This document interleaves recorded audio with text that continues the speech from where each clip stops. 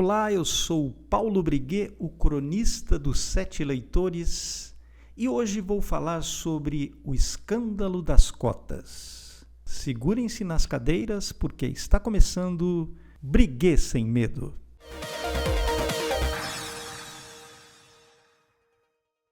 No ano de 1845, um jovem filósofo alemão chamado Karl Marx publicou um pequeno texto intitulado Teses sobre Feuerbach. Nesse texto, Marx diz uma frase que ficou famosa. É a chamada 11ª tese sobre Feuerbach. Não vem ao caso aqui entrar em discussões sobre quem foi Feuerbach, que era um filósofo alemão da mesma época de Marx, mas prestar atenção nessa frase que o jovem Marx escreveu lá em 1845. Os filósofos têm apenas interpretado o mundo de maneiras diferentes. A questão, porém, é transformá-lo. Parece uma frase inocente, não é mesmo? E, no entanto, nessa ideia está a origem de muitas catástrofes do nosso tempo. Como comentou o filósofo brasileiro Olavo de Carvalho, ele mesmo aqui, o filósofo Olavo de Carvalho, comentou no seu livro O Jardim das Aflições, comentando essa 11ª tese sobre Feuerbach, essa frase do jovem Marx. Ele diz que a implicação dessa frase é a seguinte: a abolição do conceito de verdade objetiva e a submissão de toda a atividade cognitiva às metas e critérios da praxis revolucionária.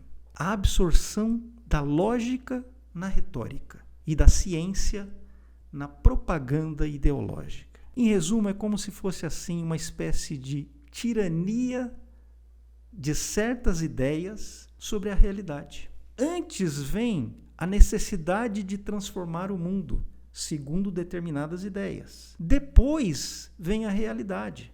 Depois vem a verdade. Isso tem consequências catastróficas. Essa foi a base de todas as revoluções socialistas no mundo. Portanto, a base de todos os genocídios que decorreram dessas revoluções. Quer dizer, uma pequena frase que parece inocente, né?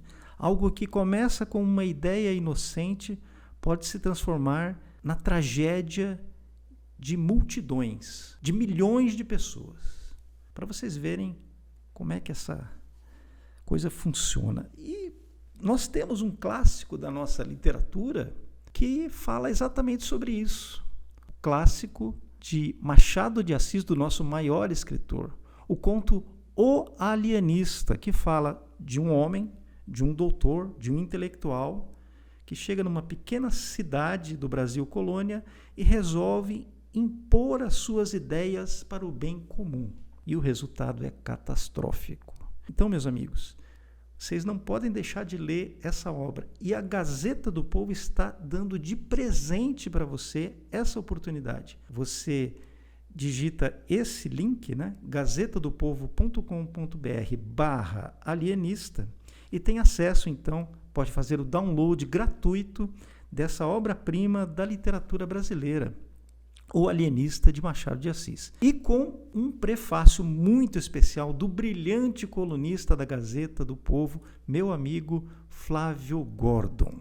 E aí você aproveita, depois de ler o prefácio do Flávio Gordon, a obra-prima do Machado de Assis, você aproveita e se torna assinante da Gazeta do Povo, porque aqui nós temos o melhor time de colunistas no Brasil. Na Gazeta do Povo você pode ler, por exemplo, essa crônica magistral do colunista Rodrigo Constantino, um estilingue e 6 bolinhas de gude. É um texto publicado aqui na Gazeta do Povo nesta semana, que conta a história do Joãozinho, né? O Joãozinho que tinha lá as suas 6 bolinhas de gude, o seu estilingue, e aí ele resolveu se tornar um golpista, um perigoso golpista, e acabou sendo preso aí no 8 de janeiro.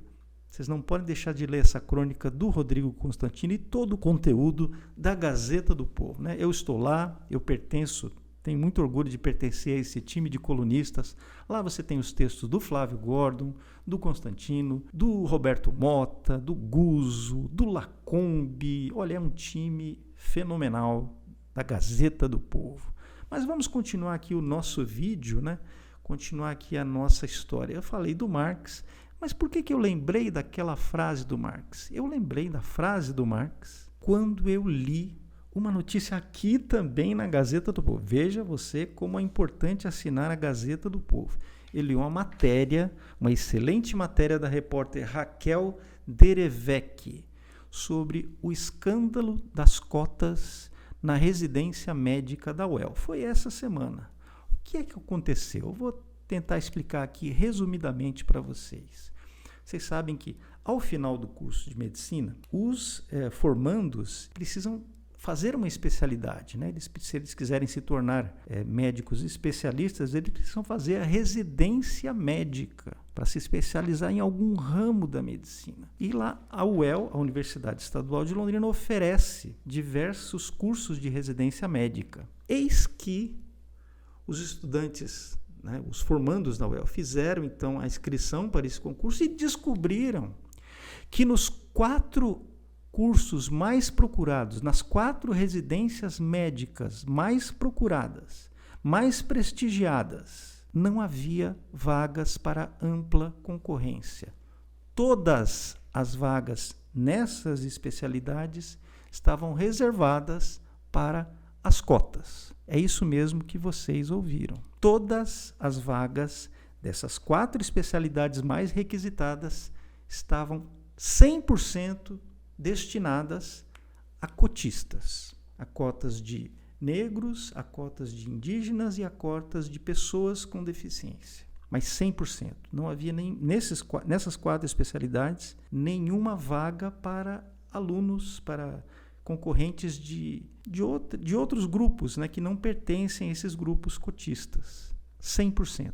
100% das vagas na residência de oftalmologia, 100% nas vagas na residência de dermatologia, 100% das vagas na residência de psiquiatria e 100% nas vagas da residência de cirurgia do aparelho digestivo.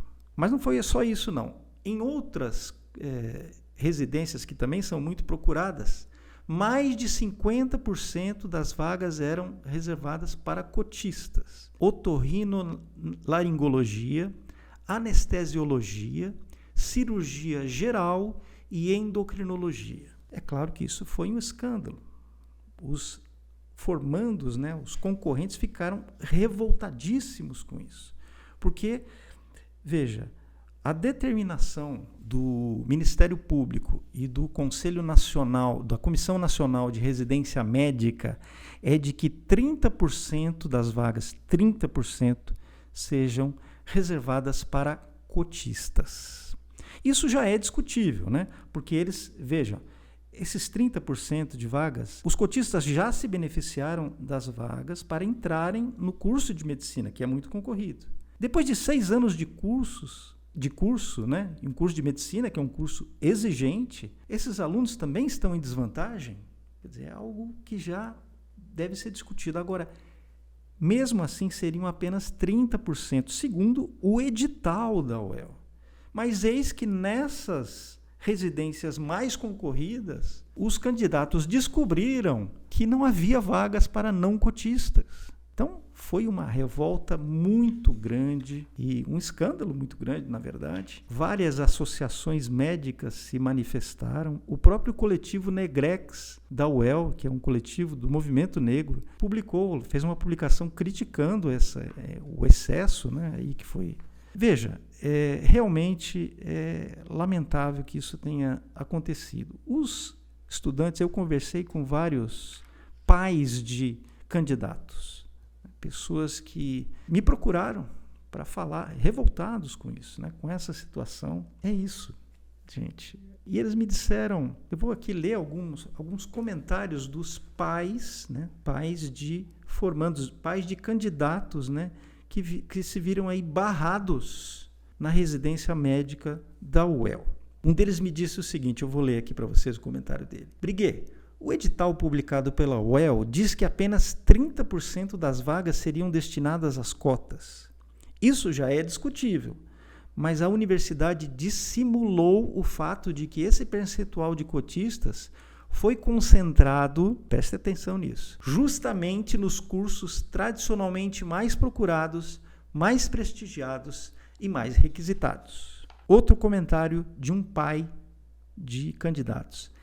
Isso é completamente inconstitucional, porque a Constituição diz que todos são iguais perante a lei. Onde está a igualdade de todos perante a lei? O outro fez um comentário até engraçado aqui. Esse algoritmo que beneficiou cotistas me parece tão confiável quanto o das urnas eletrônicas. Não vou fazer comentários sobre isso, porque senão pode cair aqui o meu vídeo, né? Isso foi entre aspas, viu? Outro comentário. Possivelmente as pessoas que não pertencem a nenhum grupo identitário serão os cotistas do futuro. E uma última pergunta, muito séria. A quem isso tudo beneficiou? Foi um grande escândalo, tanto é que a própria universidade reconheceu o erro e agora, no dia 29 de outubro, anulou os editais da residência médica na UEL, anulou esse processo seletivo, não apenas em medicina, mas em outros cursos também, e vai refazer os critérios. Culparam o algoritmo. O algoritmo é que foi aí o grande bode expiatório dessa história toda, né? Ele foi culpado, então, por esse absurdo que aconteceu. Mas eu queria levar isso um pouco adiante. Eu conversei mais longamente com dois pais de candidatos, né, cujos filhos se formaram em medicina na UEL e que agora estão concorrendo à residência médica. E eles me contaram toda a história deles, a história de luta. São pessoas de classe média, trabalhadores, que lutaram a vida inteira para dar uma boa formação para os filhos. Viram todo o esforço dos filhos ao longo do tempo, o esforço, né? As noites mal dormidas, as noites de estudo, né?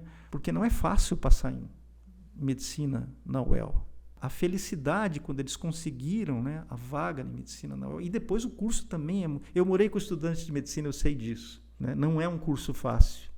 São noites em claro estudando, são plantões, assim, é realmente um curso muito difícil, muito exigente. E eles passaram por tudo isso, aí chega na hora de coroar esse sonho, né, com a residência médica e se viram barrados. Quer dizer, essas pessoas se sentiram traídas pela universidade. Uma universidade que foi construída aqui pela comunidade de Londrina.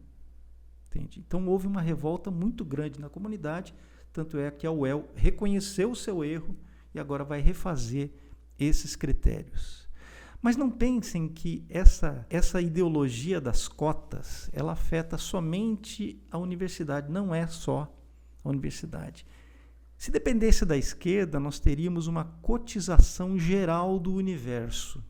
Então, qualquer empresa, qualquer pequena empresa, qualquer mercearia de esquina teria cotas também.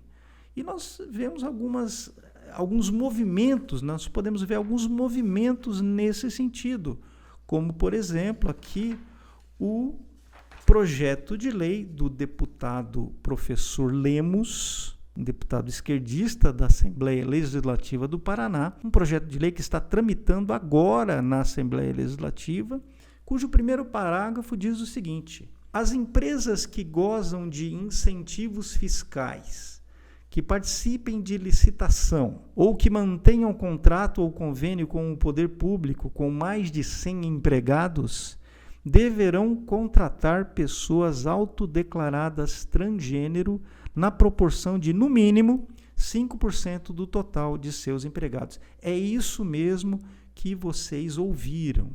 Então, as empresas serão obrigadas pelo Estado a contratar pessoas que se declaram transgênero.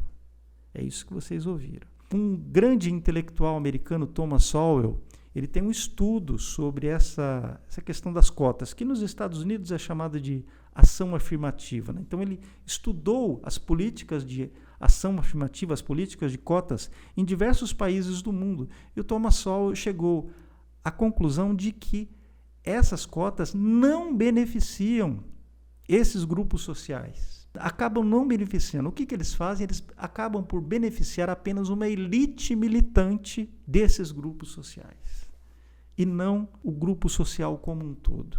Essa é a conclusão do grande Thomas Sowell. E lá, esteja onde ele estiver, o velho Marx deve sorrir agora, né? Vendo que o que ele previu, o que ele defendeu e o que os seus discípulos defenderam depois, né?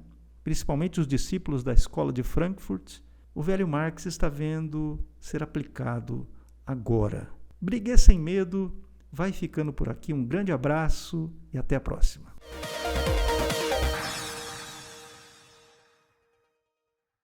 Um único homem, com poder de decidir quem deve ser perseguido e quem deve ser poupado. Um tirano que pensa estar do lado certo e não enxerga mais limites. Você sabe qual é o final dessa história? Descubra em O Alienista, conto escrito por Machado de Assis, que agora recebe uma edição exclusiva da Gazeta do Povo. Uma obra fascinante e que vai fazer você pensar no Brasil dos dias atuais. Clique no link e baixe o livro gratuitamente. O Alienista, com prefácio escrito pelo colunista Flávio Gordon. Você não vai querer ficar sem saber o desfecho de toda a tirania do bem.